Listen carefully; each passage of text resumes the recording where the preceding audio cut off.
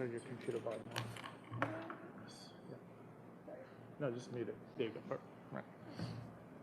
Me too. Mute your volume. Computer volume. All right. Good evening, everybody. Today, Monday, August 16th. It's 7:33 p.m. Let's call this meeting to order. Let's run through what wasn't ready yet. Okay.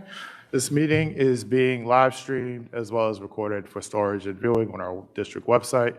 The public can participate during hearings of individuals and delegates by signing up.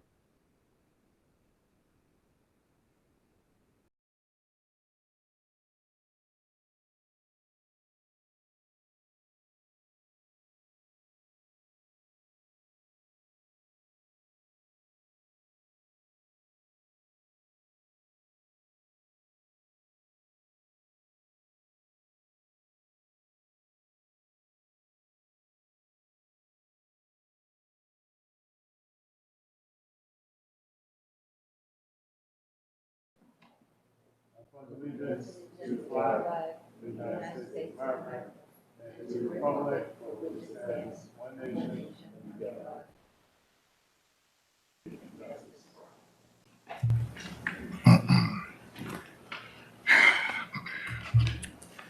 All right, I will now turn it over to our board secretary, Ms. Del Gershio, to swear in our two student reps for this evening. Good evening, everyone. First, we'll swear in Noah. Go stand up. Yeah, we can both stand up. Okay. Okay, I'll read you the oath, okay?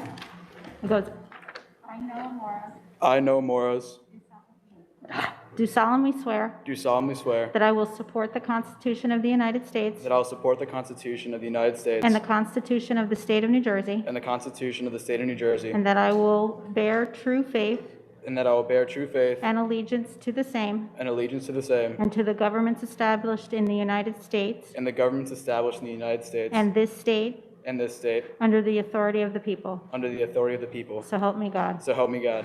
I, Noah Morris, I, Noah Morris, do solemnly swear do solemnly swear that I possess the qualifications that I possess the qualifications for the office of member of student of representative for the office of member or student representative to the Board of Education, to the Board of Education, and that I will faithfully, impartially, and justly that I will faithfully, impartially, and justly perform all of the duties of that office perform all the duties of that office according to the best of my ability. according to the best of my ability. So help me God. So help me God. Congratulations. Thank you.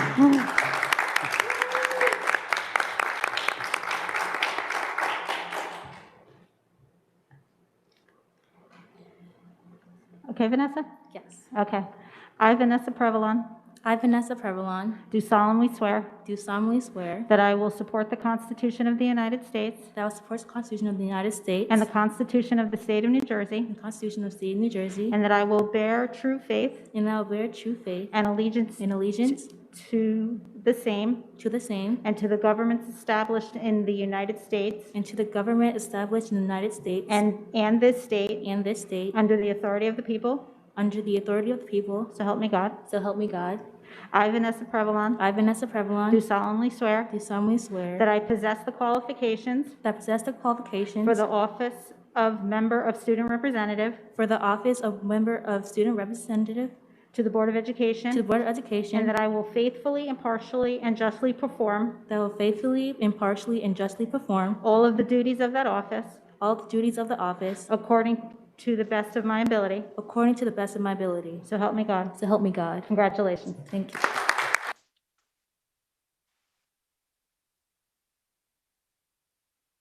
Clapping. All right, I'd like to, well, Ms. Del Gershio, can you now please call the roll? And also note for the record, Board Member Malaspina gave us advance notice she'd be unable to participate this evening. Okay. Good evening, everyone. Okay. Board Member Susan Bergen? Here. Okay. Board Member Shannon Cuttle? Here. Board Member Thayer Joshua. Here. Board Member Anne Marie Manning. Here. Okay. Student Representative Noah Moros. Here. And Student Representative Vanessa Prevalon. Here. Okay. Board Member Chris Sabin. Here. Board Member Erin Siders. Here. Board Member Courtney Winkfield. Here. And Board Member Johanna Wright. Present. Thank you. Thank you. I'd like to make a motion to hold this meeting hybrid. May I have a second? Thank you, Board Member Manny. All in favor? All right, that appears to be unanimous, Ms. Delgado. All right, normally we would approve the minutes. I just want to know, Ms. Butler, are we all right if we push approving the minutes until our retreat? Is that all right, or does it have to be at a regularly scheduled board meeting? It should be in a regular scheduled board meeting. If you're concerned about time, it can certainly be. Okay, I'll just table that. We can approve them all at the next meeting. Is that all right? Perfect, thank you.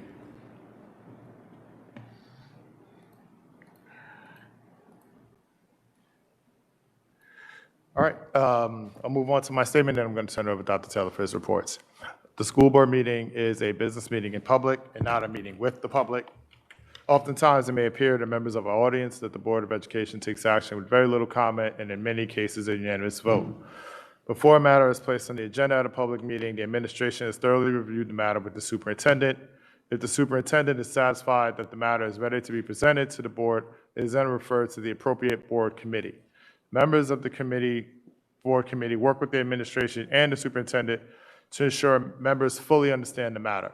And after the committee discusses the matter, it is then shared with other board members for consideration, and only then is it placed on the agenda for action at a public meeting. All right, and with that, I will now turn it over to Superintendent Dr. Ronald Taylor. Thank you very much to our board president. Before I begin, I just want to acknowledge our dynamic duo who's just joined us this evening. We're so happy to have you be a part of this work that we're doing. There's always a renewed energy when we have our young people participating in this work. You bring a very specific lens. You represent more than 7,000 fellow students, so we take your opinions very seriously. And so thank you again for volunteering, right, to be here in these meetings, to being in our committee meetings. Sometimes they go a little bit late into the evening, so if you have some homework or a project that's pending, don't be shy in letting us know that as well. We want you to put your studies first, but we so appreciate your service to your community. Thank you. Before we begin, I also want to acknowledge that we lost a community member who has given a lot to our district schools. I was informed by our YMCA that last week Sensei Carmen Publio passed away after many years of service to the YMCA at South Mountain, teaching karate to just generations of students in our district beyond the Bell program. So could we please just have a brief moment of silence for this community member who gave so much to our students.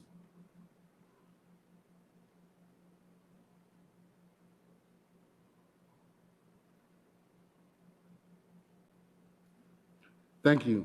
If you would like to know more about this passing and the services, et cetera, please reach out to our YMCA partners, and they have many of those details for you. So I would normally be walking around as we're doing presentations, but I have to be still because I have the camera in front of me here, so please forgive me for not being able to do our usual protocols. Mr. Bonds, I'm ready to share my screen whenever you are.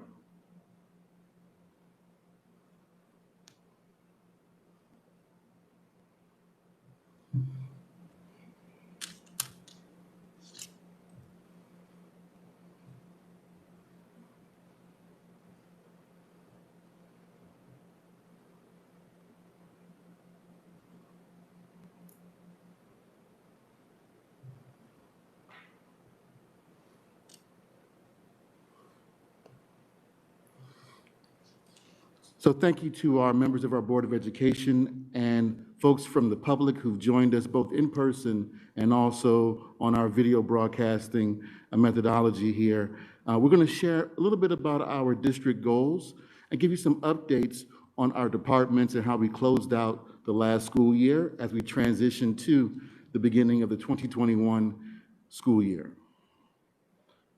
We're going to have a brief review. We presented the district goal process earlier in the fall, but it's always good for us to review why we do this and the genesis of this process.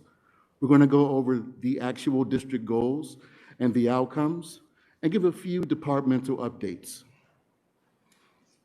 So the New Jersey School Board Association gives us a lot of support when it comes to governance and our district goals and goal setting.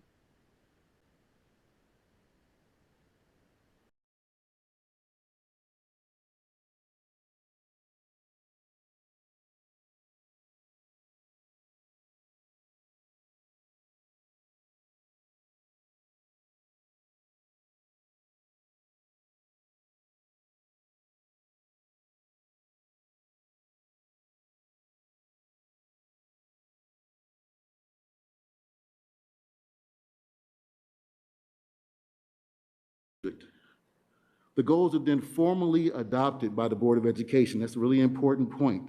They are not official district goals until the Board of Education votes on them and adopts them. The next step, our team, we take those goals and we build action plans. We then come back and share those action plans with the board through its committees and also through the public board meetings. We then take multiple occasions throughout our school year to give you a report out of the action plans, how they are moving forward. One important caveat, we have lots of leaders in our school district. We have principals, we have assistant principals, we have academic supervisors, we have assistant superintendents, and many times a portion of our district goals become the goals for other leaders in our district, so that we're all pulling in the same direction. In the spring, I provide artifacts and evidence to the board to give evidence of completion of our district goals or satisfaction that we've made enough progress or an explanation of why we have not. The board then meets privately and they discuss all the artifacts and evidence that I have provided. Let's review again briefly the 2020 district goals. As you know, our construction project is a heavy lift that's been, of course, complicated by COVID-19 and the unpredictable nature of COVID-19. But nevertheless, we push forward with a goal of breaking ground and completing our construction projects as soon as possible. Another part of this district goal, number 1 for facilities, was to begin work on our secondary school construction projects at our high school and middle schools. So here's some updates on this goal. Hold on one second, my screen's a little strange here. Okay. So as we know, COVID-19 proved to be a significant challenge to district goal number 1. Specifically, if you were not aware, the goal was impacted by the slowed turnaround of our New Jersey Department of Ed's Code Review Office. Several months went by as we awaited the final approval of our elementary plans. After reaching out to our county executive superintendent,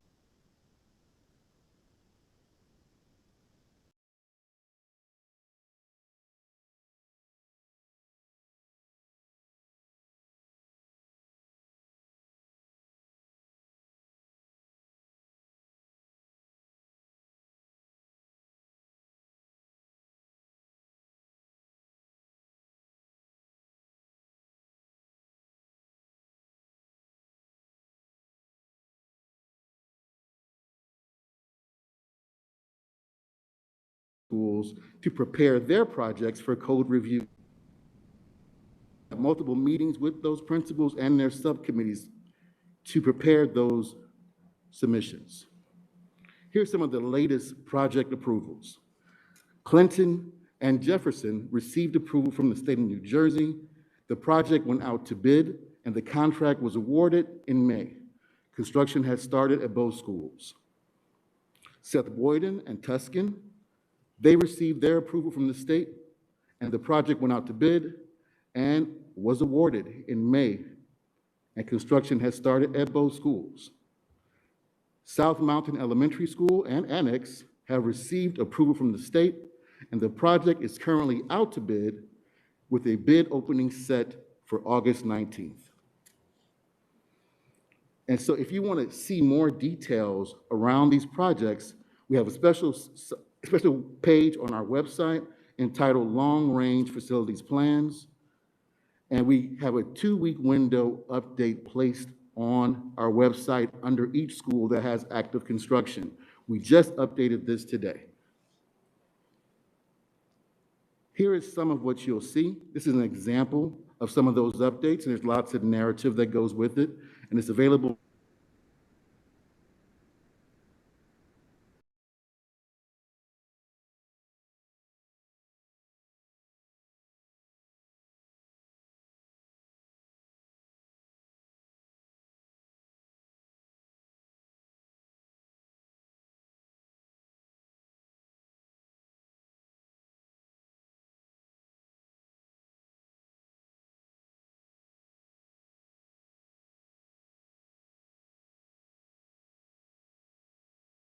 While managing an extremely complex and challenging time of COVID-19, SLT continued to push forward towards the timeline expressed in this goal. There were many community inquiries from our partners, such as President's Council, asking if we could still launch our Intentional Integration Initiative by our stated goal of September of 2021. We held steadfast and moved forward, and we are still on time for this generational project. I'm going to give you some of the latest updates that we have here. We've held multiple public forums on kindergarten placement, the latest being for our kindergarten families, approximately 100.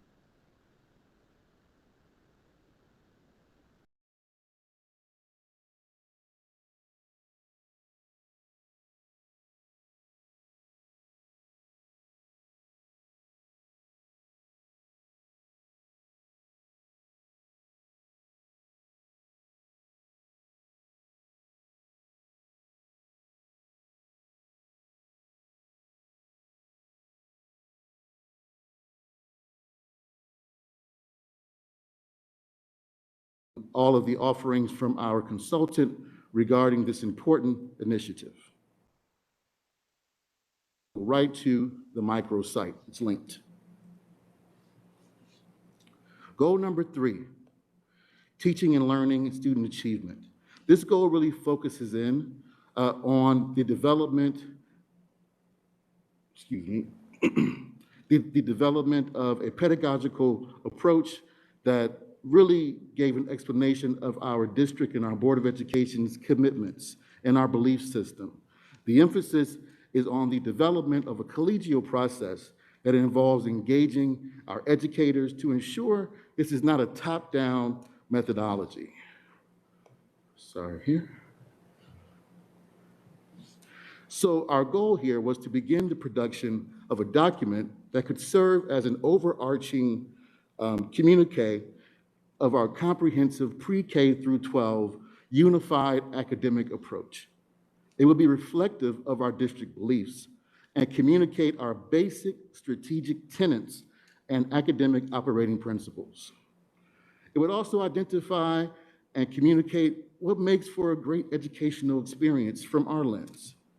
This would not lower, it would raise the expectations for what is best for every student. This portrait of a graduate would be far more reaching than just Columbia High School. And it would be far more reaching than an academic focus. We'd be understanding that there's a social emotional context. We want our students to have the experience of being well-rounded and empathetic adults. So what has occurred in our portrait of a graduate work? We have new SLT members who joined our school district. very recently after the board approved our central office leadership redesign. We were able to manage the well-documented challenges related to public education during COVID-19. Our assistant superintendents were able to provide the board with an inventory of some of the challenges that we've had previously regarding diversity, speaking to the Office of Civil Rights, the Black Parents Workshop litigation, as well as a comprehensive equity plan that is to be created every 3 years for the state of New Jersey.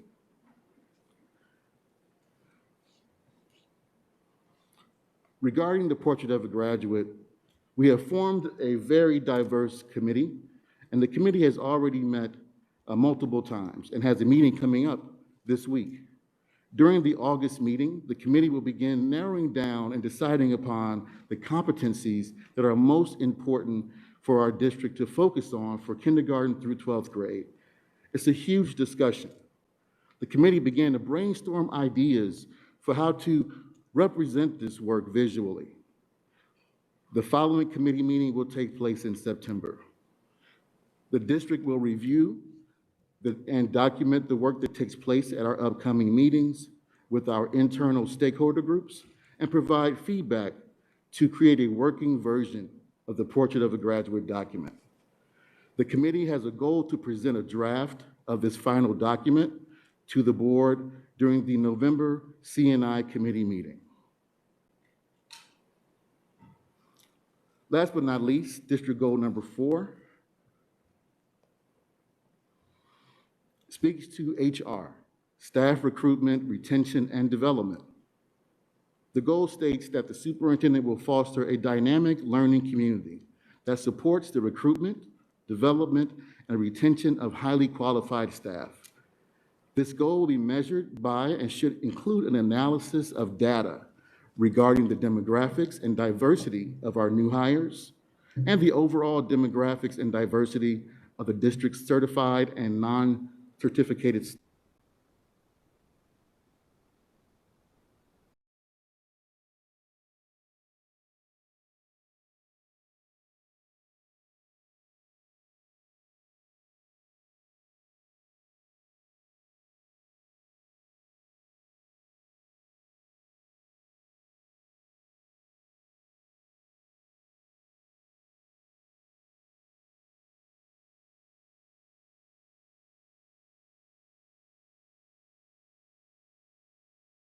Worthwhile district goal.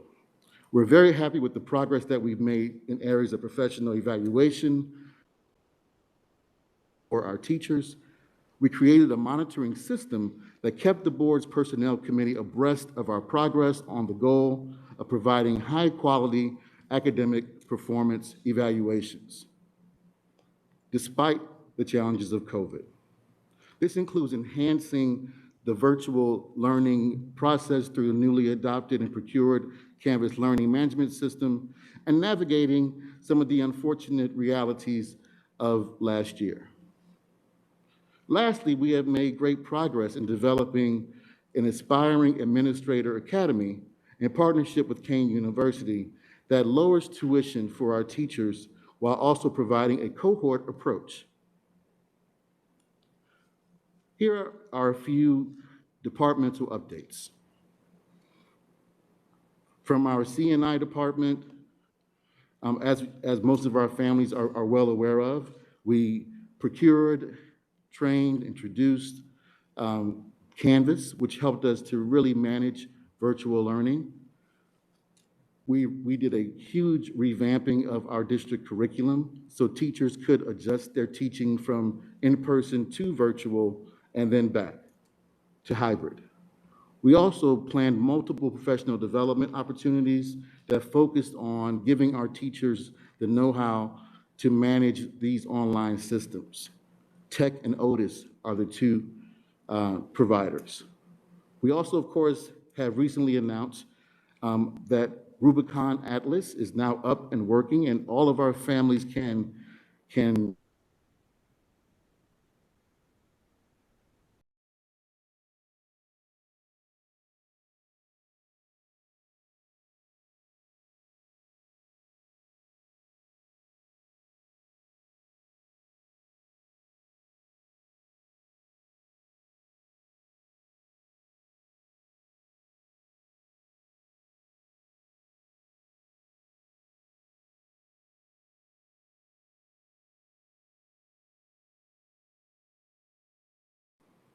CoJoy, which was just a wonderful opportunity to achieve.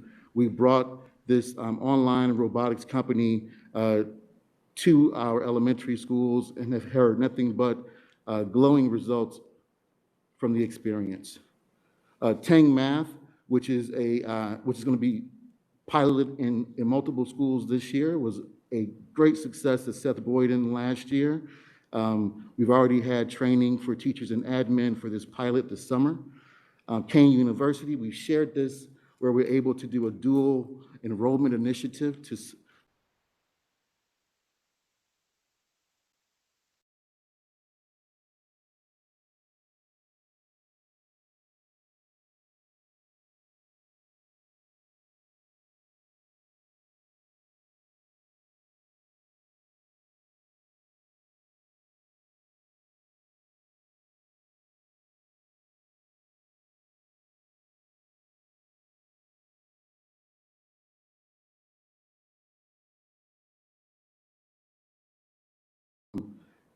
math advancement, ELL, ESY programs, book club schoolers.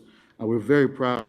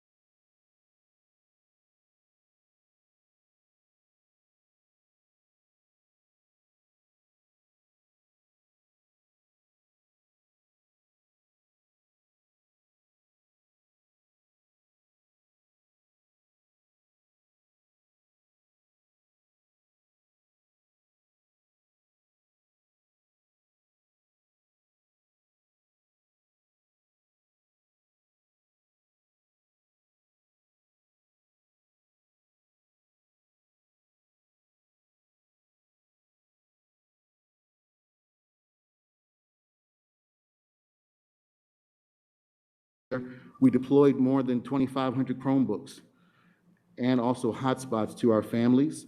And we also have still a live COVID dashboard on our website to keep our families informed of what's happening with the pandemic in our community. Last but not least, special services had a lot of highlights last year. This was the second year that we expanded our ESY program to include many more students and also to focus in on those social emotional skills that we know were impacted by COVID. And we also are so proud that our pre-K expansion has grown for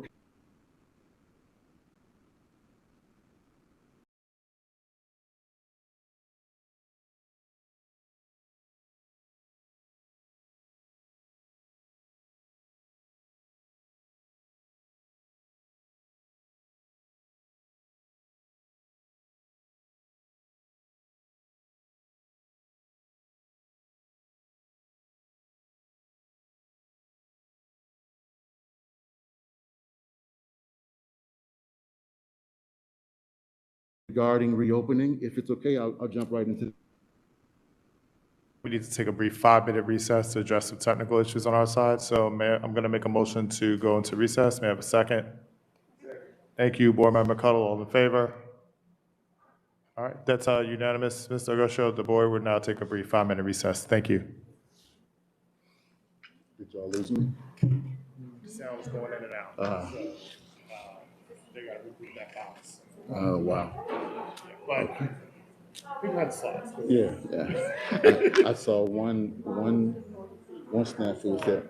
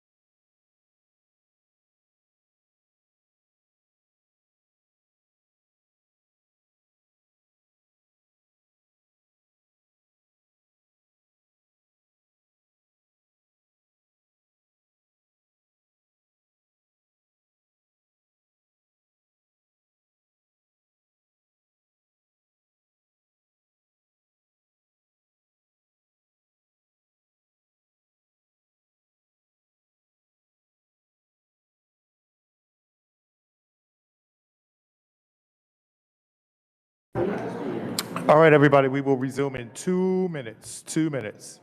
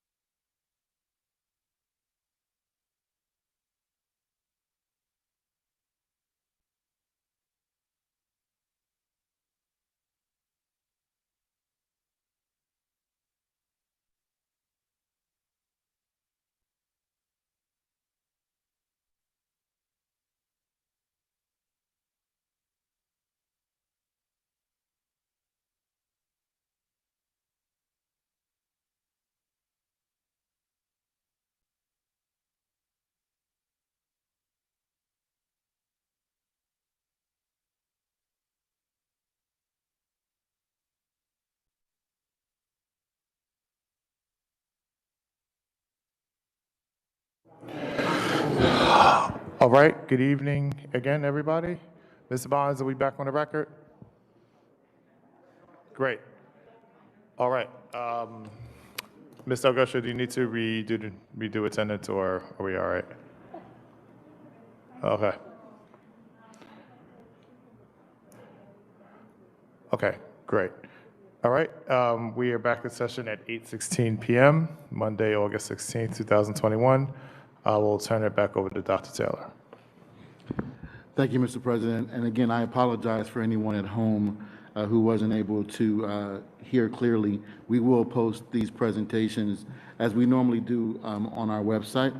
The next is just a very brief update of where we are with expectations for fall reopening. I will read it briefly and move our meeting along.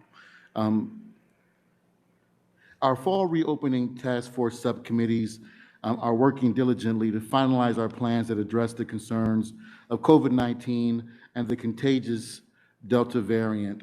Our departments of health are also a part of this important conversation. Much progress has been made.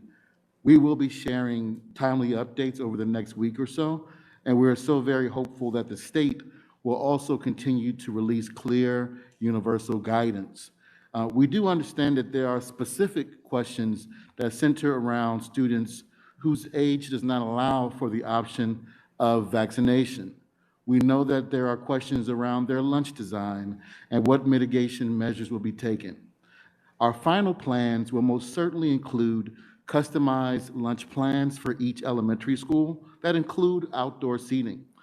Please understand that these plans are more complex than ever due to our construction plans that are reducing the available outdoor space in some cases. We have requested additional lunch monitors from our vendor to support greater social distancing during lunch. We've also heard from parents concerned about quarantine measures. What quarantine measures will be in place, and what will our instructional efforts include for those students who are required to quarantine? It's an excellent question. The quarantine messaging is very fluid because the science, honestly, is evolving. Please understand that this, again, is an update that is as of today. I have to just preface this update with this. We will continue to share things as they develop, but here's the latest quarantine information from our Health and Wellness Subcommittee, which again includes medical professionals and our departments of health. I'm reading from their update. Although the New Jersey Department of Health no longer issues its own travel advisory list, they direct us to CDC guidance. Our local departments of health also guide us to CDC recommendations and direction. For the purpose of this guidance, domestic travel is defined as travel lasting 24 hours or longer to states or U.S. territories other than Pennsylvania, New York, Delaware, Connecticut, the states that touch New Jersey. There's a link here that we're going to share where you can see the latest updates from the CDC. Continuing, for unvaccinated persons after you travel, this is an emphasis for those who are not vaccinated.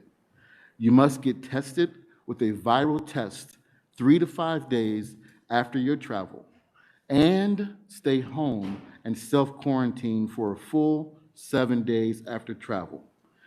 Even if you test negative, you must stay home and self-quarantine for a full 7 days. If you test positive, you must isolate yourself to protect others from obviously getting infected. If you do not get tested, you must stay home and quarantine for 10 days after your travel. Some of the details around this is that the day the family returns from travel is day 0, and then you count to 7 or 10, depending upon the previous information. We also want to share that the New Jersey Department of Education has offered us some clarity late last week. They shared that quarantine academic accommodations should be, and here's a key word, commensurate with what is occurring in the classroom. That's a really important detail because in some of my conversations with superintendent colleagues, they're planning work packets or other ways of providing academic support to students who are quarantining. The state has been very clear now that what students experience during a quarantine should be commensurate with what's occurring in the classroom. If a student is required to quarantine, it's our goal as a district to provide a hybrid methodology which will somewhat mirror our last school year during hybrid. Again, we're still working through some of these details because as you can see, they're coming in almost daily now. We thank you again for your patience and understanding, and we will be providing as full a picture as we can in the next week or so for all of our families to guide our return to school in the fall. That concludes my updates, Mr. President. Thank you, Dr. Taylor. Any questions on that before we move forward? Oh, I got a screen. Go ahead, Board Member Wright. Thank you, Dr. Taylor. Everybody's been waiting for this. Unfortunately, we didn't get to hear everything, but at least everything will be on this site. I'd like to ask you about the status of compliance, our compliance with the OCR and the BPW agreements. So, no, you go. Okay. Board Member Wright, I couldn't really hear you. Our compliance with OCR, is that what you said? So I heard it. The question was about compliance with OCR BPW. So to the extent that you can share, please share. And then if there's stuff that needs to be discussed in exec, we can always follow up in executive session. Yeah, I mean, I would say that as the board has received from Dr. Perez, our Assistant Sup for Access and Equity, almost a final draft of our OCR annual compliance piece where we update them on our compliance with some of the direction that we received after the previous litigation. I think that it speaks for itself, and it's such a voluminous document. I would say that if you have a specific question about the submission of the OCR document, we've also shared it with our attorney, Mr. Rubin, to give us a review before it is submitted. I would say that you can direct those questions to us, and I would get the answer for whatever specific question that you may have. Similarly, with our BPW litigation, I don't feel comfortable giving that type of specific update in this setting. I can just say that there's been, we feel comfortable with our compliance with the mandates of that settlement. Thank you, Dr. Taylor. I saw something in the things where you were talking about the sexual harassment and the bullying and things like that. Will our new teachers get trained in the bullying and affirmative action and stuff from Title IX? She's asking about training on sexual harassment and HIB for staff at, I guess, at schools. Sure, yeah. Okay, so I saw it in the presentation, but I couldn't hear what you were saying. let's see. Okay. So in the presentation, what I was outlining is that there were recent huge changes to Title IX. And so one of the things that we hope that the board has seen in our work this year is that Dr. Perez, along with our solicitor, have been working on not just our Title IX compliance, but ensuring that we're keeping our students and staff safe. So there's a lot to that work because there's been huge changes to that. At a board meeting, I believe it was February, the board appointed our Title IX coordinator, which was a huge step in that work. And to speak about staff getting training, of course, you know, those individuals and whose assignments and whose engagement require that training for Title IX, HIB, all of those different pieces, affirmative action, et cetera, will, of course, receive that training. Thank you, Board Member Wright. Any other questions on the presentations for this evening?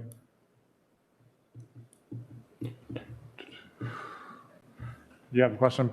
Sorry. All right, go ahead, Board Member Cuttle. Yes, Dr. Taylor, just a quick follow-up question. You said the next week or so. Do you also anticipate that any future releases or presentations, of course, will reach our bilingual families and families, making sure that we're not, those that might be out of traditional reach, get that information as well? Excellent question. Thank you. Yes. So I'm trying to time our presentation with what I'm expecting from the state to make sure that we don't have to resubmit anything to our families and make any edits. We understand how crazy this time of year can be with families getting their students ready to return to school. So we're anticipating mid to end of next week, hopefully, to be the final release of our reopening plan. And regarding the languages, yes, and even today we released some information in the 3 most prevalent languages in our community. We'll be doing the same thing then. Thanks, Board Member Cuttle. Any other questions?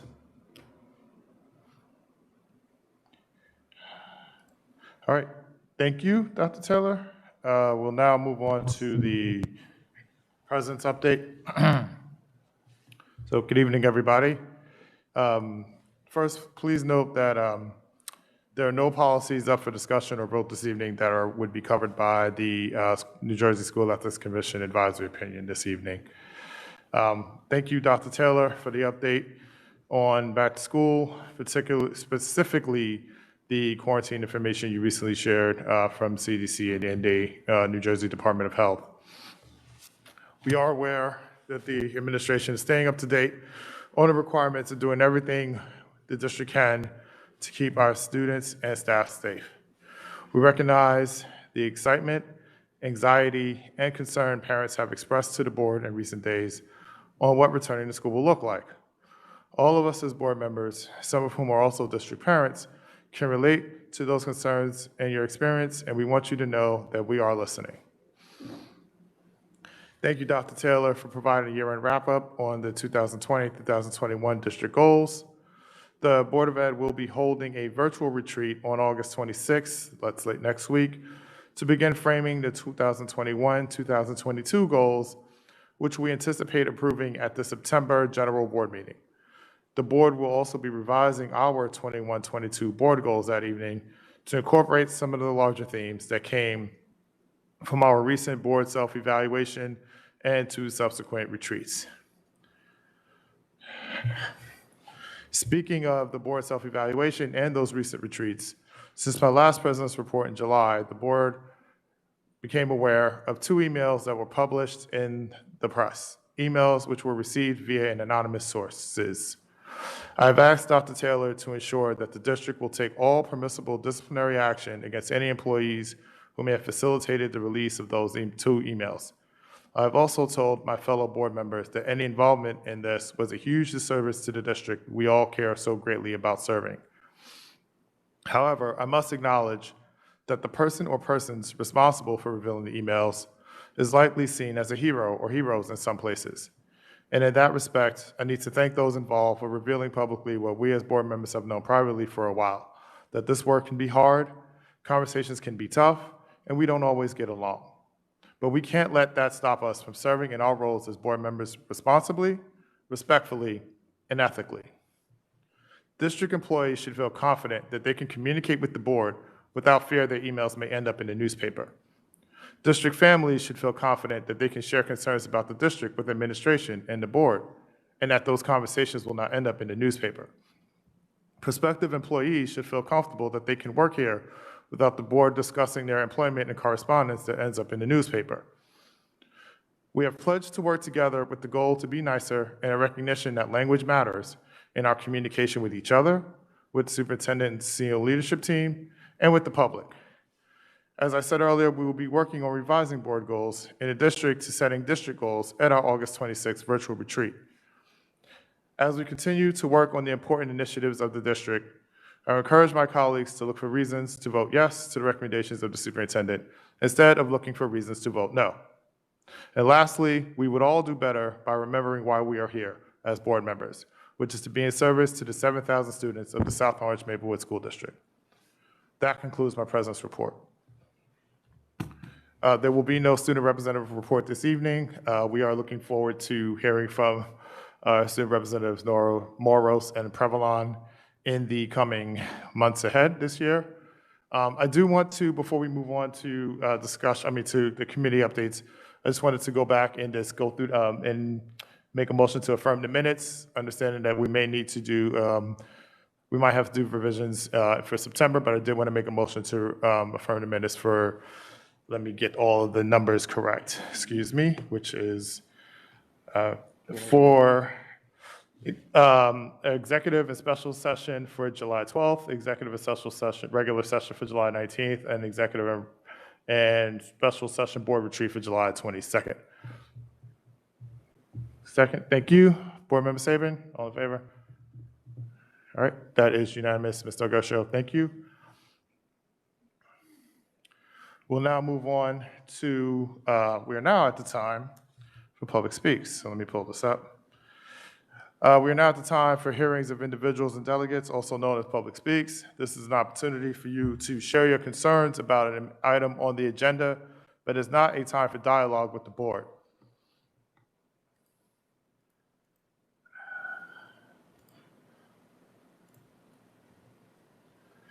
The board requests that you state your name and town of residence for the record.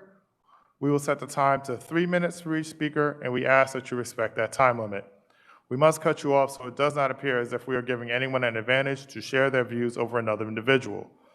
Speakers have the full protection of free speech during public speaks. However, this forum does not protect you from the subject of your free speech pursuing libel or slander charges. Finally, the board recommends that all members of our community pursue the chain of command. All right, Mr. Augusto, do we have, did anybody sign up before we move forward with the audio of public speaks?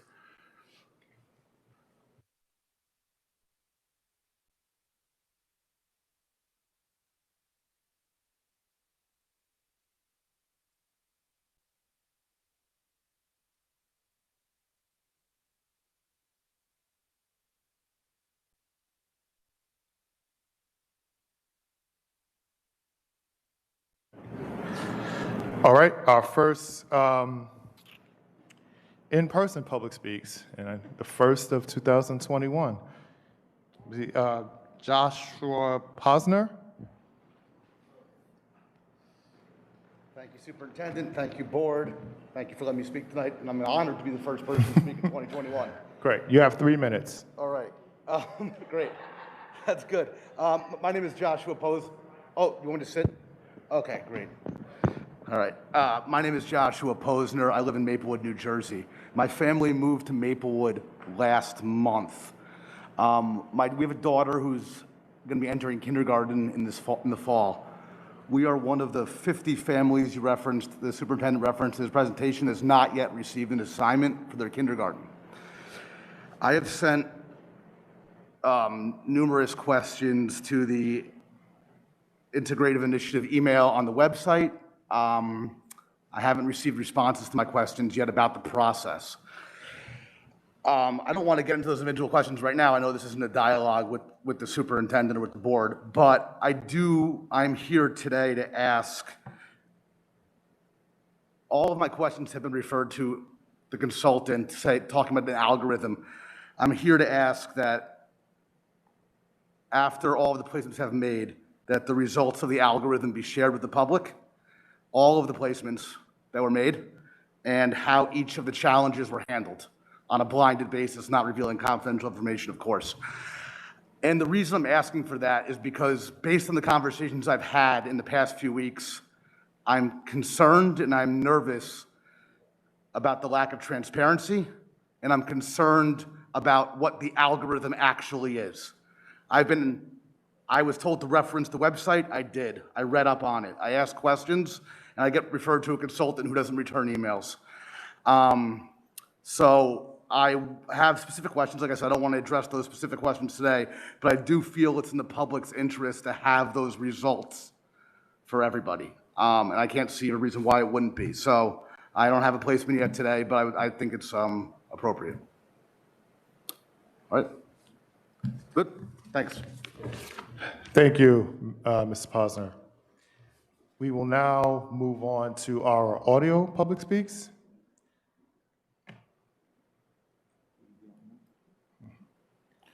And our first audio public speaks is from Abigail Murtaugh of Maplewood.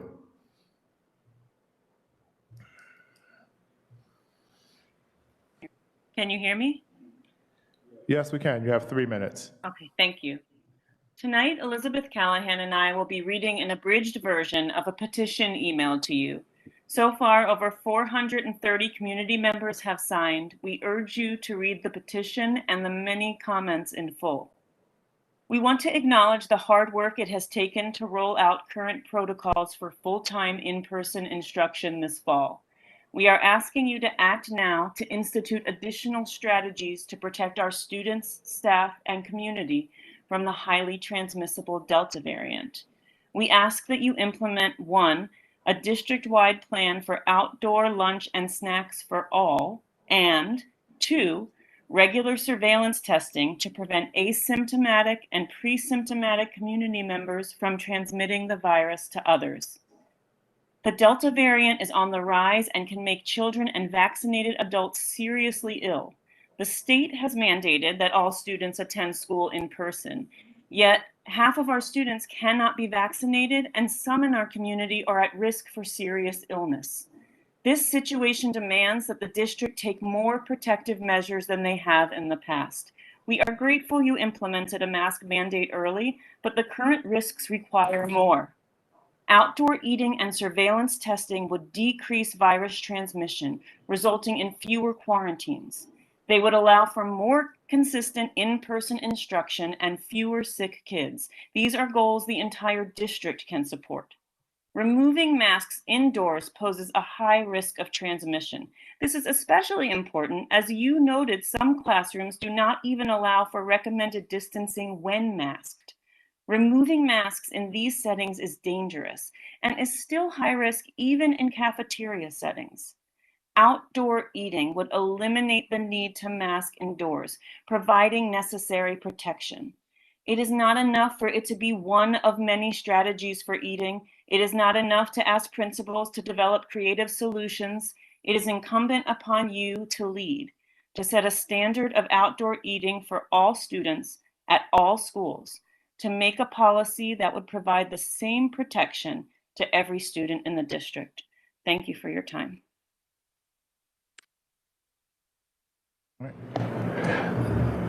Thank you. Our next public speaks is from Elizabeth Callahan.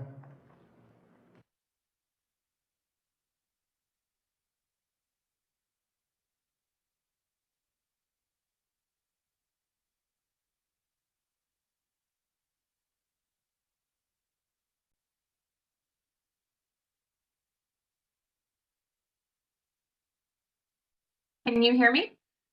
Yes, we can. You have 3 minutes. Great, thank you. Surveillance testing is necessary at this point in the pandemic. It's impossible to keep children safe without knowing where cases are coming from, and testing is how you control the spread. Not testing puts lives at risk unnecessarily. Many districts will be implementing testing this fall. Los Angeles will be doing baseline and ongoing weekly testing of all faculty, staff, and students, as will many other districts across the country, including some local districts like both Newark and Milburn. With federal, town, and community support and funding, we believe testing is attainable, and we urge you to implement testing protocols. Pool testing would keep our community safer and act as a guardrail for the hard-won return to full-time in-person learning by helping to prevent the outbreaks and community spread that can jeopardize consistent in-person school. We know these measures are not without challenges, but we believe they are necessary. Necessary to keep all of our students in school as much as possible. Necessary to protect the health of our students, staff, and families, especially those most vulnerable during this pandemic. Implementing testing and outdoor eating to provide equitable protection to all students in our district. We look forward to your thoughtful consideration on these matters, and thank you for your time this evening. Thank you. Our next audio public speaks is from Sally Unsworth.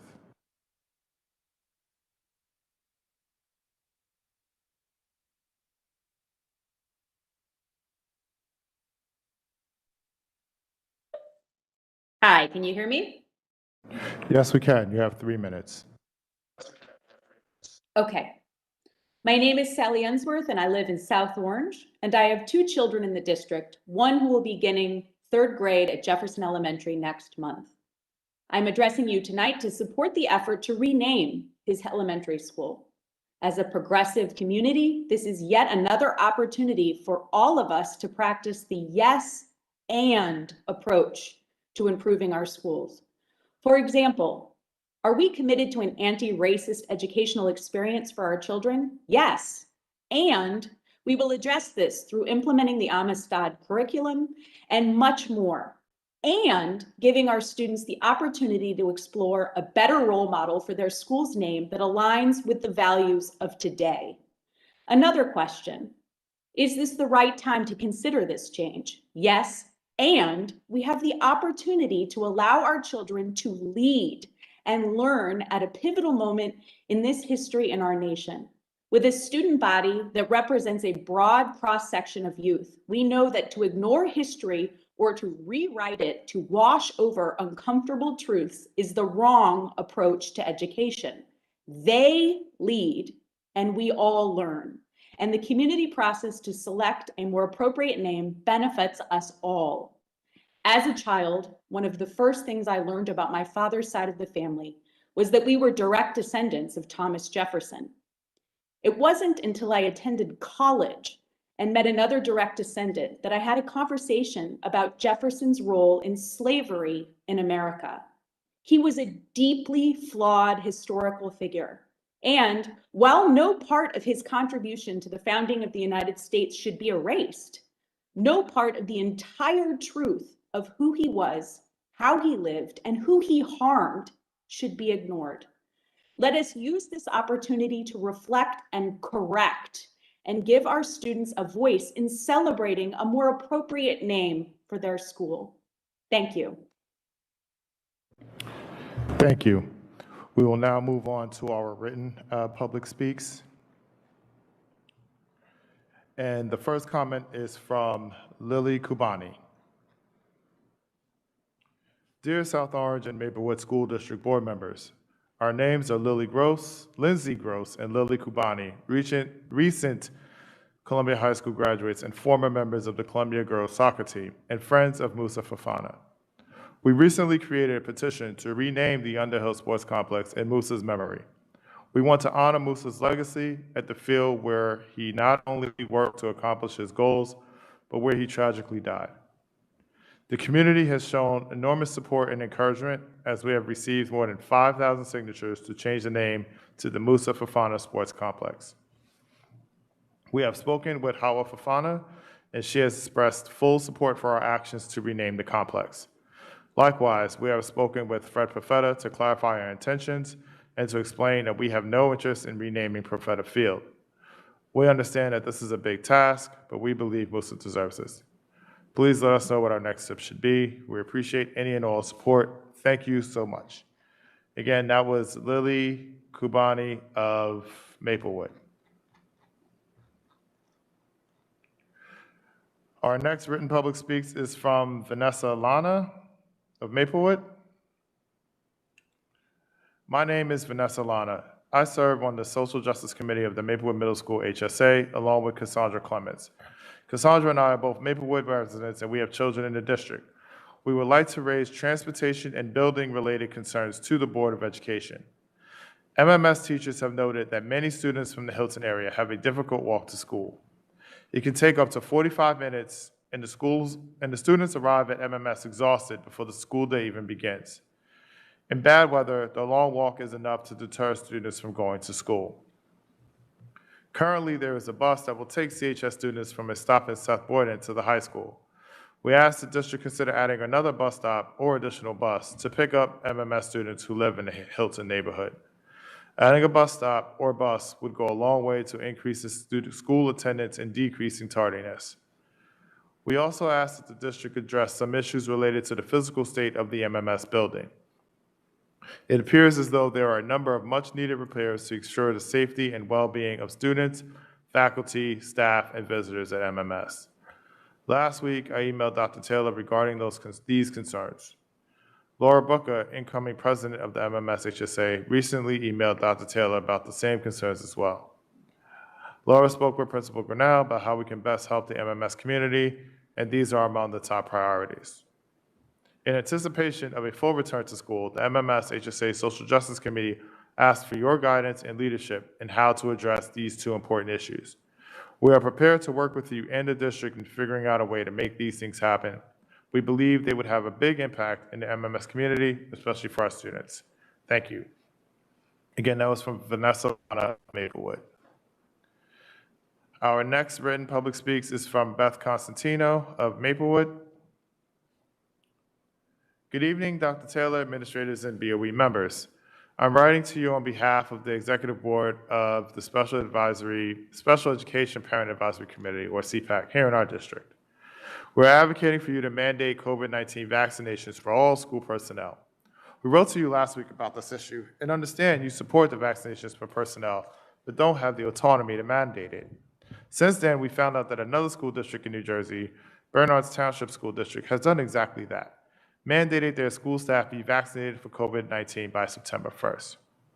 We recognize you believe in the importance of vaccines by your partnership with Essex County to have a mobile vaccination unit at CHS tomorrow, and by publicizing it to families and employees. It is not enough, though. In our previous letter, we laid out a list of scenarios, including preschool program classrooms, self-contained classrooms, and OT and PT sessions that would be considered high-risk congregate settings, quote unquote. Governor Murphy has mandated the COVID vaccine for staff in those settings, and we believe it should stand for our schools as well. He has not made the decision for schools yet, but you can. We advocate for this vaccine mandate for the safety of our students and our staff. We also advocate for it for the consistency of learning and services. When more people are sick for longer stretches of time, there are more disruptions, and more disruptions mean students are once again being sent home to learn virtually. We would like for you to utilize all mitigating strategies at your disposal to help prevent that from happening. Lastly, we support weekly COVID-19 testing for those individuals who have sound reasons for not being vaccinated. Thank you. It was also co-signed by the Executive Board of Soma CPAC, Malia Herman, Kelly Mortimer, Nicole Stewart, and Lizzie Stone. And last, again, that was from Beth Constantino of Maplewood. Our next written public speaks is from Heather Cross of Maplewood. I have a few questions about quarantine and instructions for kids. Will the district be having fully remote periods following holidays/vacations? How will instruction be delivered to kids during quarantine? And how will it count for attendance? Has any consideration been given to cohorting kids in the middle and high schools? In Ontario, Canada, for example, high school kids take 1 or 2 classes at a time, effectively intensive, to reduce exposure and create cohorts. Thanks for everything you're doing to get these kids back in school for in-person learning and keeping them safe and healthy as possible. And that was Heather Cross of Maplewood. And that concludes our first public speaks. Dr. Taylor, would you like to respond? Yes, thank you. And thank you to everyone who took time to come and give us your perspectives during public speaks. I have some notes here, and I'll just go right down from the beginning. The gentleman who was here, thank you for being our first in-person public speaker since March of 2020. February of 2020. So thank you. It was definitely a pleasure. Regarding details about the process for the intentional integration piece and the algorithm and the work that our consultants do, et cetera, I think that is pretty transparently placed in our microsite and also in the video of our board meeting when our consultant attended and took the board's question and gave the presentation. What we are going to be updating on the microsite are the maps for each school that show how each assigned student was assigned, what was the what created that placement for them, whether it was sibling preference or the actual socioeconomic integration algorithm piece, or was it special services or ELL, special programming that resulted in that placement. And so we'll be happy to update those maps, but I think we've been pretty transparent from last June of 2020 in sharing and the board in approving and acknowledging the work that we're doing. So, but I'll be happy to share that information with that gentleman.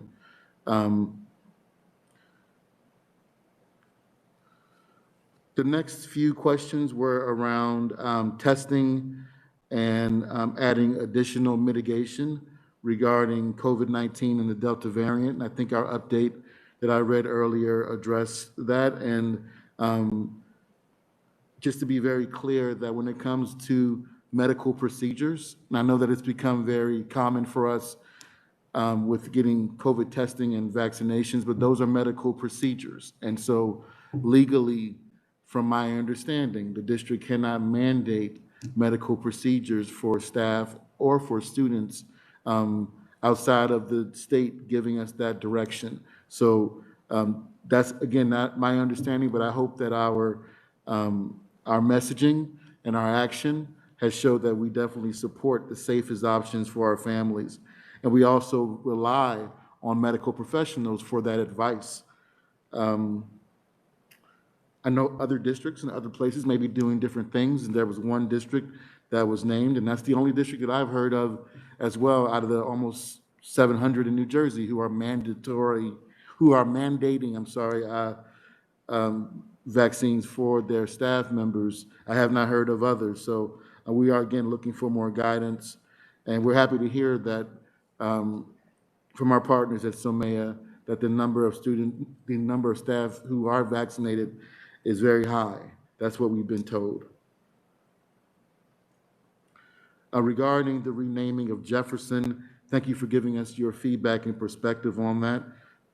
Our board is considering the best way to address that question. I believe there's an agenda item tonight that might speak to that as well. Regarding the renaming of Underhill Field, thank you again for reiterating the support for that consideration. Again, renaming district property, there is a process for the consideration of that, and I know that our board will take that under advisement. regarding the Maplewood Middle School suggestions for physical improvements. When I received that, I did share that with our facilities and grounds team. As you can imagine, at this time of year, this is the busiest time for them. So just trying to prioritize from that list items that would be considered health and safety concerns, because as you can imagine, with COVID-19, our focus is on health and safety. However, the transportation requests, we would need a little more information on that. Planning a transportation route, determining who rides that route, contacting those families, et cetera, ensuring that that route would not set a precedent for other circumstances, right? There's a legal definition for when routes are given to students, even though we would love to give routes to all families who want them. So we'll definitely take that under considerations as well. Thank you for the comment from CPAC around mandatory vaccinations. I also believe I answered the question around what does fully remote quarantine look like. We'll be sharing more information, but we've received notice from the state that they expect that to be commensurate with in-person experiences. So we'll do our best to exceed that. We'll be sharing more in the next week or so. Regarding placing high school students in cohorts, that would be in violation, I believe, of the state's mandate right now for fully in-person learning. We could not do cohorts without also including virtual learning for high school students. That concludes my responses, Mr. President.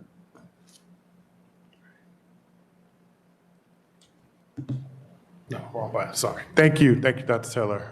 We'll now move on to the committee. Yep. All right, so normally we go in alphabetical order, but to accommodate for the virtual, the hybrid, in person, et cetera, we'll let our virtual colleagues go first. So we'll start with Board Member Wright with Finance, and then Board Member Bergen with Policy, and then we'll come back to South Orange for Board Member Manny and Personnel. Maplewood. Board Member Wright. Okay, good evening, everyone. I'm going to give you the minutes for Finance, Facilities, and Technology Committee. Our discussion items was the pre-K budget. I asked about the pre-K grant / program status, and Ms. Del Garcio stated that she will contact special services to review the budget and program implementation to be sure it's in line with the grant application budget. We seem to be pretty well with that. We also discussed the opening of the schools update, which Dr. Taylor gave us this evening.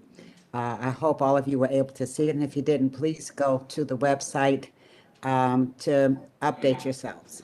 I also asked about the status of the kindergarten placements, which Dr. Taylor provided an update as to the number of students placed who met the first deadline, and then the students after the deadline were placed.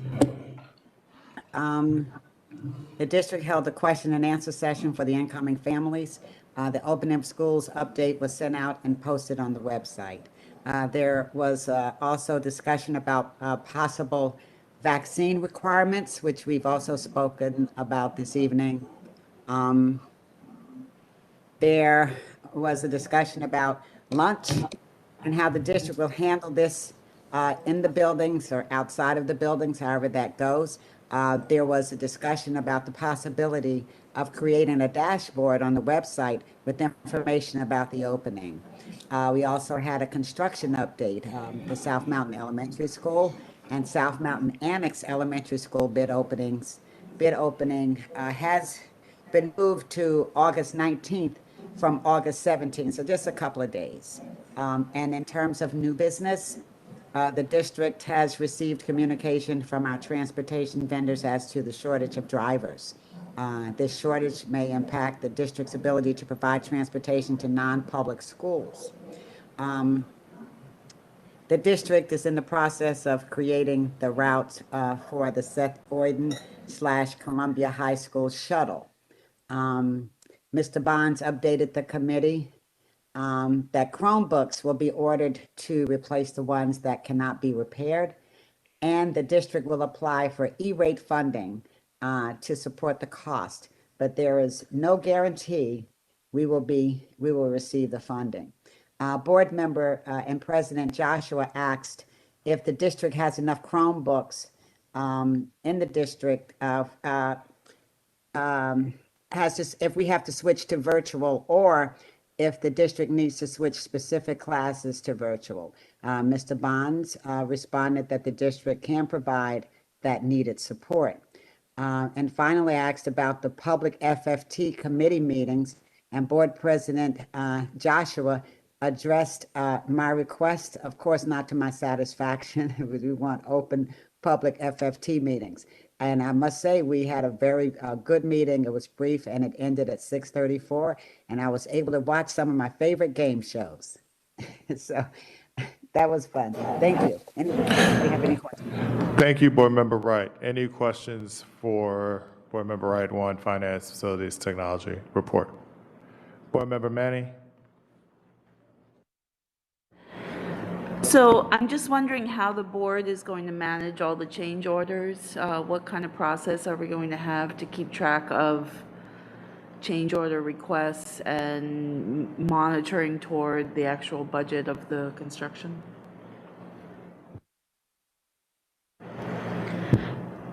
The change orders come from change order requests are submitted from the vendor, the contractor, to Epic Management and the architect. They review them, they talk about it, we actually have 2 on for tonight. So what happened with those 2 is they submitted them, they talked to the vendor to see what they're actually looking for, more clarification, and they do actually talk to them about the price. The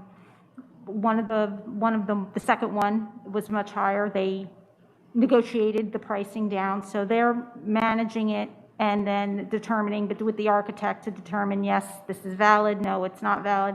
Like, there were a couple of requests by the vendors to say, we're thinking about this, and the architect did say, no, that, they discussed it and they determined that it didn't need to happen. So, along with, their requests with the management company and the architect, they're determining if they're valid. And as far as managing the budget, that's coming from my office. We are going to have a running total as to what's going to be happening. The change orders that are up for tonight are not going to increase the cost of the contract. They're going to be taking out of the contingency that was part of the award. So as of right now, it's not increasing. Hopefully, we don't have a lot of change orders. And at the end of the project, if all of the contingency is not used, then that will reduce the total amount due to the vendor. Does that answer? Okay. Thank you. Board Member Cottle? Thank you. The mics are too far. Thank you, Board Member Manny. So that was a follow-up question that I had for you, Andrea, in regards to the change orders. Is that something that we were going to expect that would go through FFT, then go down to, then over to us as board? If I know them at the time of FFT, I will be sure to bring them up. It's just that this was a short time frame, and I wanted to get it done. But a lot of these things are happening, pretty quick, so I don't want to hold it up if it doesn't make it to committee. But if I know it at the time of the meeting, I will absolutely bring them up. But just from a process point, I guess thank you. Thank you. And I can tell you from my previous experience with big projects like this, the change orders are governed by what you've already approved. So taking them to FFT would just slow down the process that we all want to go faster. So normally, if it falls that way, then we would naturally do that update. Otherwise, it would be a month waiting for that to be approved. So I would recommend that, because the board's already approved the projects, already approved the contracts, already approved the process for the change orders, et cetera, that for time's sake of these important projects, that we'll be able to give a summary of them to FFT if it falls after the meeting has already occurred. or if it was before this board meeting, right? If it falls in the middle, because it's just really important to keep them on task and to be moving forward. Thank you. Any other questions? All right, thank you, Board Member Wright. We're now going to go into policy and Board Member Bergen. Thank you, President Joshua. The policy committee met on August 4th for about an hour and a half. Dr. Perez joined us as the new SLT interim representative to the policy committee. Tonight, we're voting to enact 2 policies and to abolish 2 policies. The first is 2415, Every Child Succeeds Act. This is a revision to the Title I services policy based on federal grant funding. 5350, Student Suicide Prevention. We added a sentence on maintaining a page on the district website with resources related to suicide prevention. And the ones we're abolishing, first 2414, Programs and Services for Students in High Poverty and in High Need School Districts. We are repealing this policy as our district doesn't qualify as a high need district under the revised Strauss-Esme policy. And 9322, Drug-Free School Zones. Strauss-Esme advised that this policy is no longer needed and should be repealed. And we have 2 policies for first read this month, 2415.05, Student Surveys, Analysis, and/or Evaluations. This policy addresses getting consent for students before participating in surveys and analysis funded by the Federal Department of Education. We pulled it last month to allow time to respond to a question raised by Board Member Manny regarding the invasive physical exam referenced on page 2, number 3. So it's back for first read. We added more explicit opt-out language and are bringing it back for the first read. And before we vote on it next month, I would still like to know what type of invasive non-emergency physical exams the language in this policy is referring to. And then 5111, eligibility of resident and non-resident students. This policy addresses the enrollment process and residency issues. We did pass it last month, but we're bringing it back to make some minor changes. First, we're adding a consultation with the Assistant Superintendent for Special Services, if applicable, before conducting a residency check. We also added annual reporting to the board on the demographics of the residency checks. And finally, we're changing the amount of time before a new resident closes on a house that their child can register. The time period is being revised down to 30 days, which brings it in line with the amount of time after registration that new families have to provide other documents such as birth certificates to the registration office. We also discussed 5751, the Title IX sexual harassment policy. This policy will be back for a first read soon in a new and improved version that came from Title IX specialists. The policy is designed to put the district in compliance with the legal requirements of Title IX. And the policy committee is looking to invite feedback on this draft, especially from the task force. We also discussed seeking input from the task force to help round out the policy in terms of prevention, education, and support. The policy committee also discussed how to stay on top of policy alerts from Strauss-Esme. Our idea is to share them with committee chairs so that each committee can be involved in the process of determining what policies under their purview need to be revised. And Board Member Malaspina and I are also planning to incorporate more fields into our policy review spreadsheet to help track when we make changes from the boilerplate and who worked on each policy. Thank you. Thank you, Board Member Bergen. Any questions on policy? Board Member Manny. So thank you for moving our policies to a service that lets us search them. Are we, do we know when the switchover was and how far back our policies were updated? Or is everything already updated?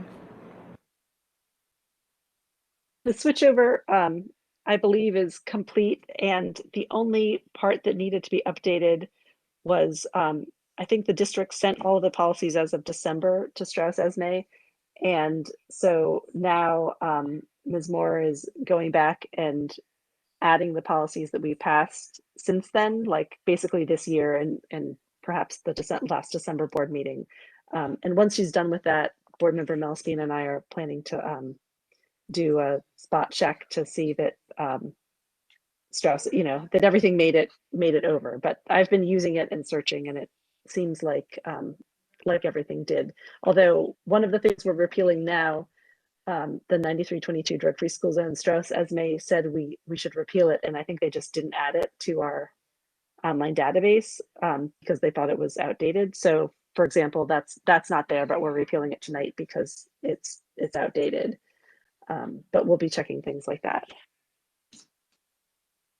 Thank you. Thank you. Any other questions for Board Member Bergen? Board Member Wright, your hand is up, but I believe this is from before, so I just want to double check with you before I move on. Oh my goodness, my hand used to stay up in class all the time too. I'm gonna put it down right now. Thank you, Board Member Wright. Any other questions on policy? No? All right, over to Board Member Manning for personnel. Great, thank you. So last week we had the pleasure of meeting as the Personnel Committee, and there was a lot discussed. We started with reviewing the action items that are on the agenda for this evening. There's some resignations as well as leaves of absences being filled.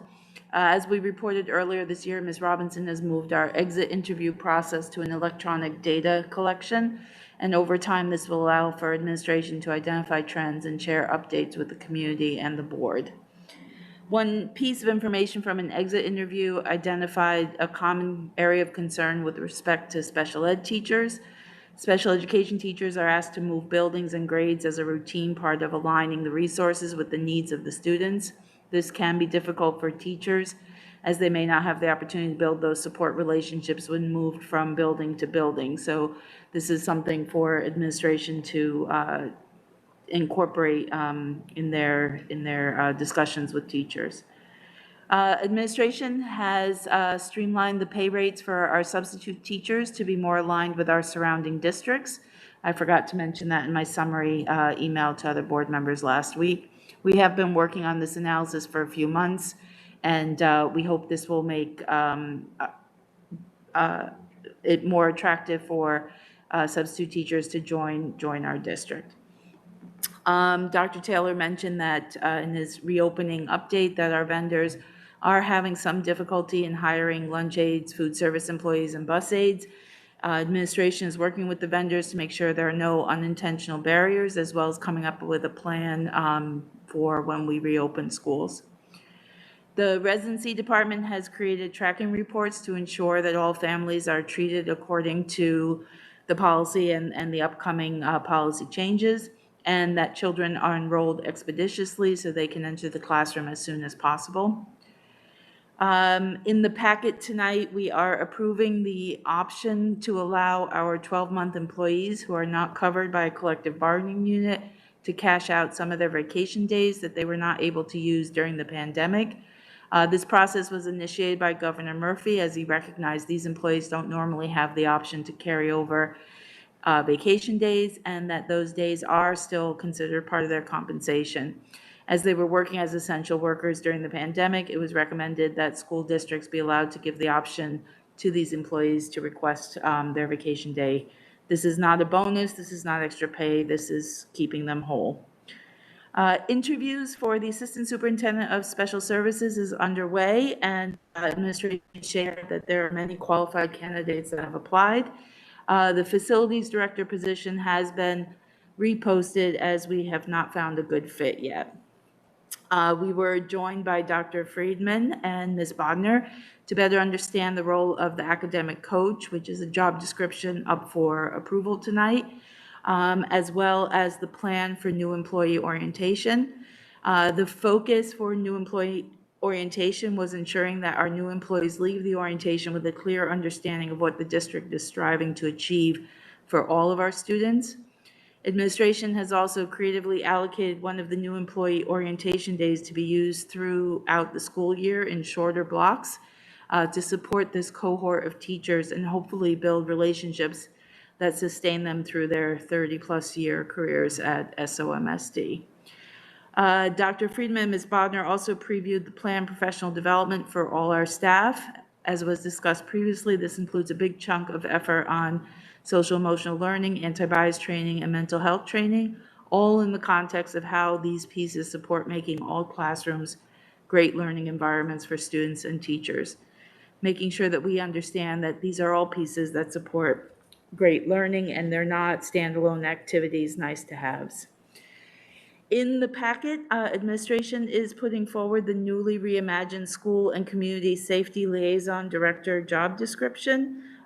There has been deliberative and careful consideration around the direction we hope to move as a district and how this position can help lead us there. One of the most important questions we explored through this process was, is our district currently organized to achieve the results we seek? And this leader allows us to reimagine the role of safety in our district, continuing to move from an approach that is reactive and often punitive in nature to one that is proactive, preventative, collaborative, and restorative. Board Member Wingfield, do you have anything to add about the job description? This role presents an opportunity to better align the work of the district. One of the biggest pitfalls that districts often make on the path to implementing restorative and responsive cultures is that they fail to reimagine the systems and structures that perpetuate the harmful outcomes. Failing to reimagine this role at this crucial time would be akin to having one foot on the brake and one foot on the gas at the same time. We expect this leader to work closely with the superintendent and the SLT so that an approach to safety is closely aligned with the district's goals.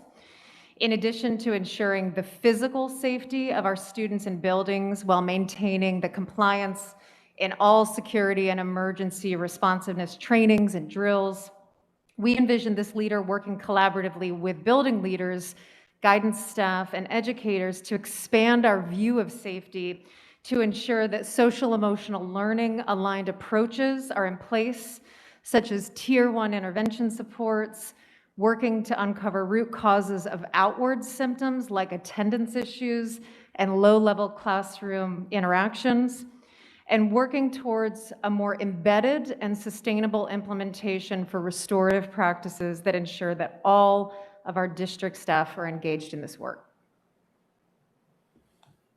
Thank you. That's all we have to report from personnel.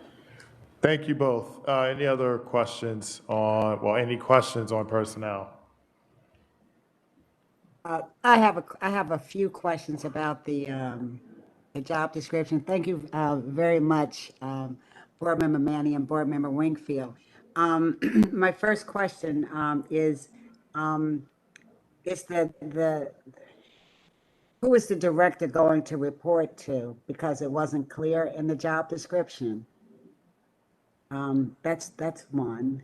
And the most important role and responsibility of the director must have is to prepare and implement the school safety and security plans pursuant to NJAC 6:A16-5.1. This wasn't included under the job goals, and I was wondering why. And how is the director going to be evaluated? And my last question is, what kind of experience related to emergency management and safety planning will be deemed acceptable? And is the BA in social services and criminal justice, education psychology, or a related field, will it be sufficient to lead this important work? Because it is important. Thank you, Board Member Wright. I can respond to a few of those questions. If you go to page 3 of the job description, it says reports to superintendent, school administration, and/or district designee. I know that our previous iteration of our director of safety and security reported to our business administrator. So our new business administrator joins us in the next 2 weeks. When he joins us, he and I will have a discussion about this, and there may be a transition. Well, while he transitions in, this person, when hired, could report to me directly to allow for our business admin to become, familiar with all the projects that we have going on and the new staff members that are there. But I believe eventually this person will report as in an evaluative manner to the school business administrator. The question around do we believe that a bachelor's degree is sufficient? I look at that, if you go to page number 2, in the bold next to that bullet, it calls it a minimum qualification. And I think that that is a reasonable floor for this position. I imagine that we're going to have just a bevy of folks who come to this position as applicants who bring a very diverse background. And I think that having that bachelor's degree, I agree with the board members of the committee who put forward recommendations, that it opens up this to a really interesting universe of applicants. And I think that that is very, not just reasonable, but exceptional. The third question around a specific bullet item that you thought should be added, I did not get a chance to write that down. Do you mind repeating that? I think it was about the state requirement, 6A dot something or the other. Okay. It's NJAC 6 semicolon capital A16-5.1. That's from New Jersey. And does that acronym speak to the safety plan? Is that what you are sharing with us? The board member Wright's point is that it's supposed to be a requirement. Or Okay. That's her contention. So. Board Member Wright, it's on the version that I'm looking at, it's on page 4, under primary responsibilities, prepare the school's safety and security plans pursuant to what you just cited. Fifth Okay, bullet from the great. bottom. Page 4, yes. Thank you. All right, thank you. Any other questions for personnel? Board Member Manning? All right, that concludes our committee reports. And then we'll now move on to the action portion of the meeting. Dr. Taylor, do you want to make the motion? Sure. What? Oh, well, we were already. We were all there. That was the readout. All right. Thank you, Mr. President, and for those other board members and chairs. It's always a pleasure to work with you in those committee meetings. I put before the board for consideration 4178 through 4190. There's a couple of exceptions there. I think that there was a request to sever a few of the numbers at the bottom there, 4187 and 4188. Do I have a second? Thank you, Board Member Manning. All in favor? Aye. All right, that is unanimous, Ms. Ogosho. So we're now discussion for items 4178 through 4190 with the exceptions of 4187 and 4188. Just want to note for the record for all of us that as we discussed in executive session, with respect to Resolution 4183, we will not be considering case number 221774. And for those in executive session, we all know what we're talking about.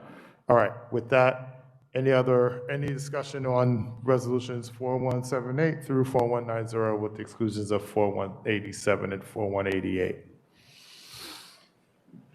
Board Member Cottle? Yes, discussion for 4185 in reference to 5350. It's 4185B. Oh, that doesn't be in here, sorry. Yes, so that is correct. The student suicide prevention policy. The student suicide prevention policy. Thank you, President Joshua.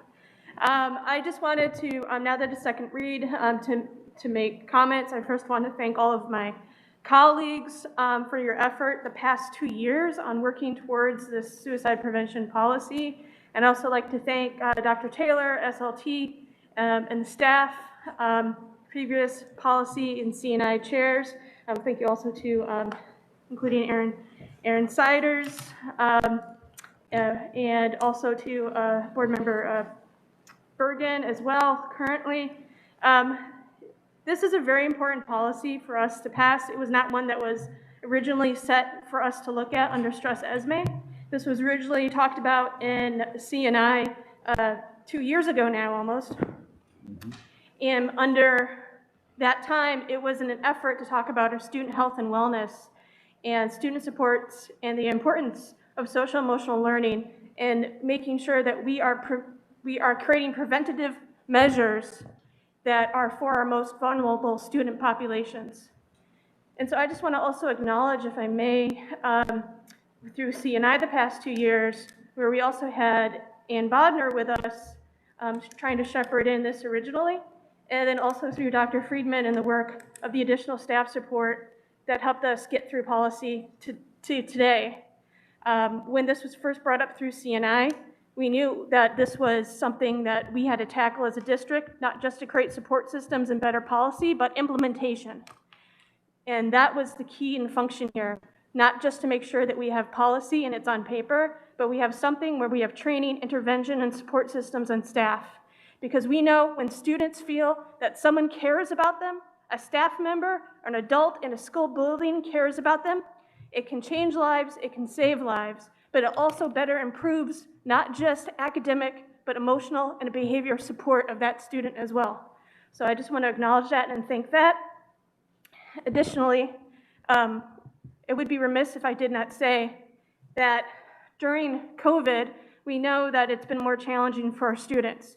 And a recent Trevor Project survey, a national suicide prevention nonprofit, reported that more than 70% of young people reported that they were in poor mental health.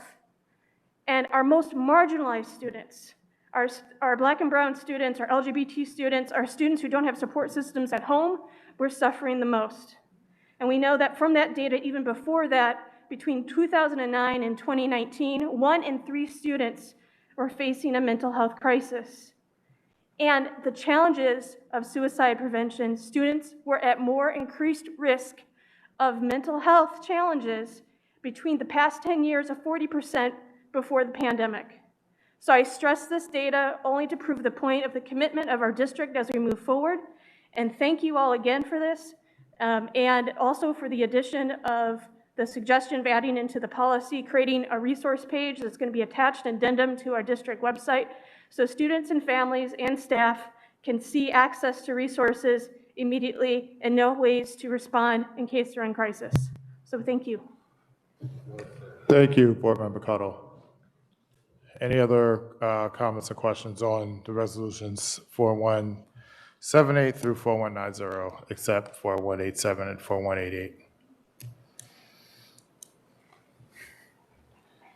All right, seeing none, close discussion. Ms. Delgado, can you please call the roll for 4178 through 4190, with the exceptions of 4187 and 4188?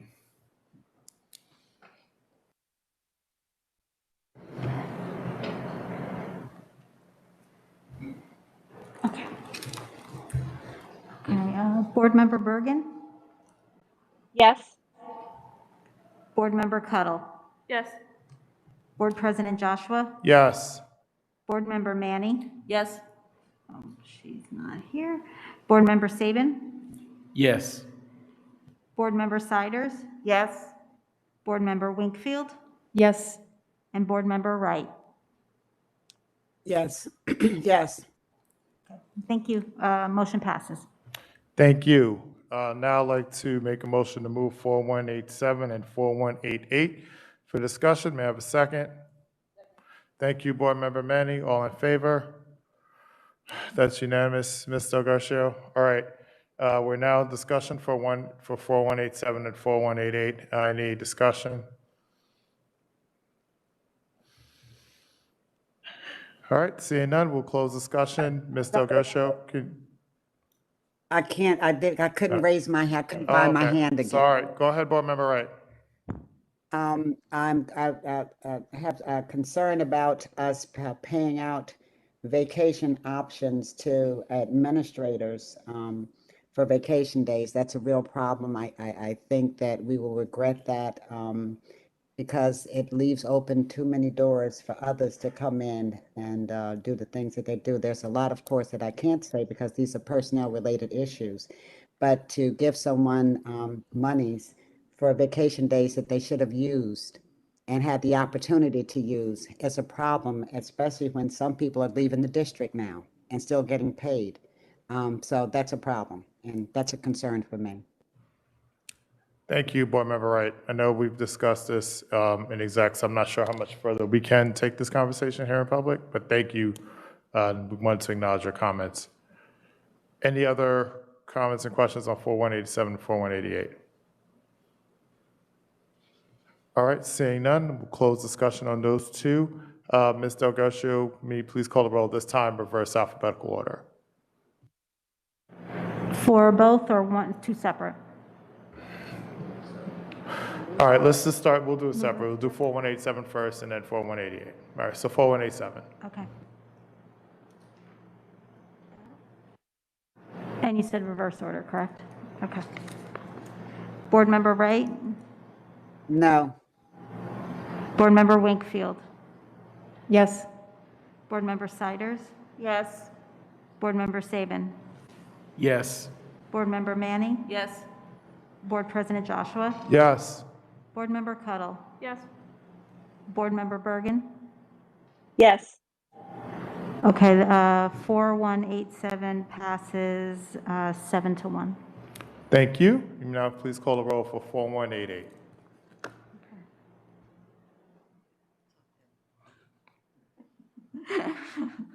Board Member Bergen? Yes. Board Member Cuddle? Yes. Board President Joshua? Yes. Board Member Manning? Yes. Board Member Saban? Yes. Board Member Siders? Yes. Board Member Winkfield? Yes. Board Member Wright? No. Thank you. Motion passes 7-1. Thank you, Ms. Delgado. We're now at the time for our second public speaks. The public left, so I have the paper in person. So let me go on to the sign up. And I don't see anybody on the audio sign up. I'll now move on to written submissions. And I do not see any on the written submissions as well. So that concludes our second public speaks. Now on to new business. Any new business for this evening? Board Member Cuddle? Yes, thank you. Just for under new business, I just want to acknowledge that this is the last week, is that correct, Dr. Taylor, of the satellite food program for students that's available for free grab-and-go breakfast and lunch. This last week of food service is also still supported by Soma Shares with additional book giveaways and extra school supplies and other support books and materials that have come from the community. And I would like to encourage that folks, if I may, that I believe Soma Shares is still going to be continuing collecting school supplies, books and materials, and or items for students that are hungry, and that they are accepting donations on that. And since now we're going in the time period between now, the break from the summer food program, and before we're back in school again, the importance of ensuring that our most vulnerable students and families are getting their needs and supports met. Thank you, Board Member Cuddle. Any other new business this evening?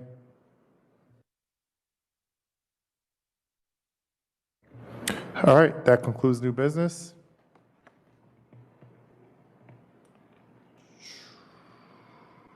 Sorry, guys, I closed out my app. Let me just bring it over here.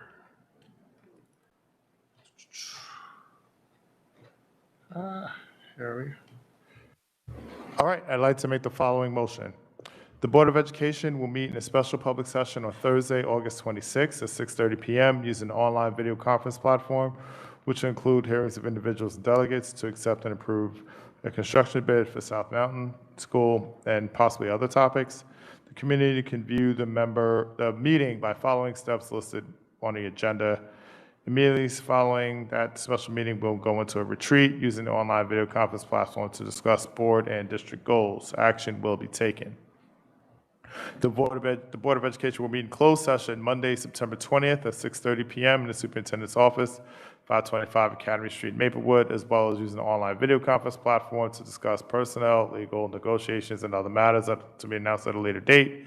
Immediately following the closed session, the Board of Ed will meet in public session in District Meeting Room 525 Academy Street in Maplewood, and utilizing an online video conference platform as well to being here in person. That will also include hearings of individuals and delegates. Community can view the meeting by taking steps which will be listed on the agenda. If members of the community would like to attend in person, please note masks and social distancing are required in accordance with guidance from DOH and CDC. Action will be taken. May I have a second? Thank you, Board Member Cuttle. All in favor? Aye. All right. I'd like to make a motion to adjourn this meeting at 9:33 p.m. on August 16th, 2021. May I have a second? Thank you, Board Member Saban. All in favor? That's unanimous, Mr. Augusto. Everyone stay safe. Have a wonderful evening. Good night.